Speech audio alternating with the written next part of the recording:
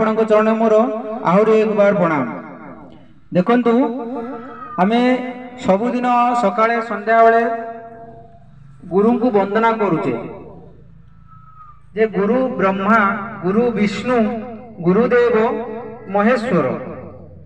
आ कौन कहते ना गुरु साक्षात पर ब्रह्म, माने गुरु ब्रह्मा, गुरु होचंदी विष्णु आ गुरु होचंदी महेश्वर। तापर भी रहउची जे गुरु साक्षात पर ब्रह्म, माने ब्रह्मा विष्णु महेश्वर ठारू कि जे ऊर्ध्वे अछि ताको आमे गुरु बोली संबोधित करूछु। किंतु वास्तव रे कोन आमे सेया करूचे? जे सृष्टि करचंती वास्तव रे सी आम पई गुरु, सी आम पई भगवान। आदर आ बड़ भाई मानू को भी मोर नमस्कार।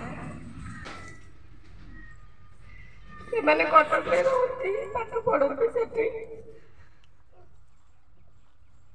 जहाँ भी मु शिखेछि, जहाँ भी चलौली कि पिला मानू को जो संस्कार देइथिली से माने वर्तमान मो ठारू आज की 4-5 वर्ष हेलानी दूर रे रहउचंती, पाठ पढ़ुचंती।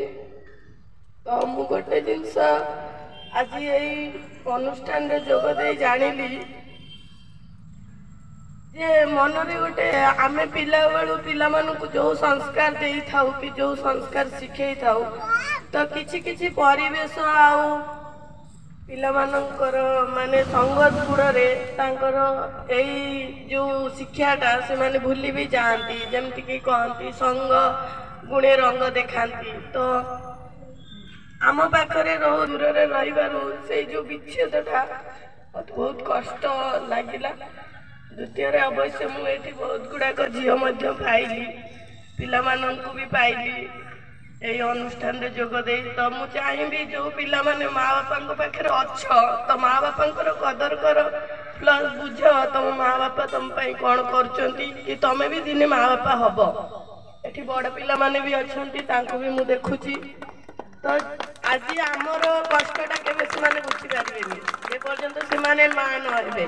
कहीं आमे भी दिने छोट थिलु, आम माँ बापा कष्ट आमे बुझिनु। वर्तमान भी मो माँ मेडिकल रे अछंती, बाबा जाइछंती कुंभ मेला को, मां को नेकी डॉक्टर पाखु जीवा पई केही नांती। मो निजको भी बहुत दुखित मन करती जे आज मु मोर संतान कर्तव्यटा भी करिबा। कहार हृदय को केबे कष्ट देबो नाही,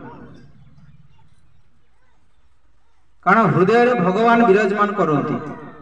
प्रिय बापूजी को कोटि कोटि धन्यवाद जेहेतु तांकर दिग्दर्शन रे आज ए पितृ मातृ दिवस पालन 14 फेब्रुआरी पालन करा जाउची। बहुत 40 वर्ष काम करते भितर सोशल वर्क समाज सेवा रे एते दूर प्रेरणा अनुभव कर नथली।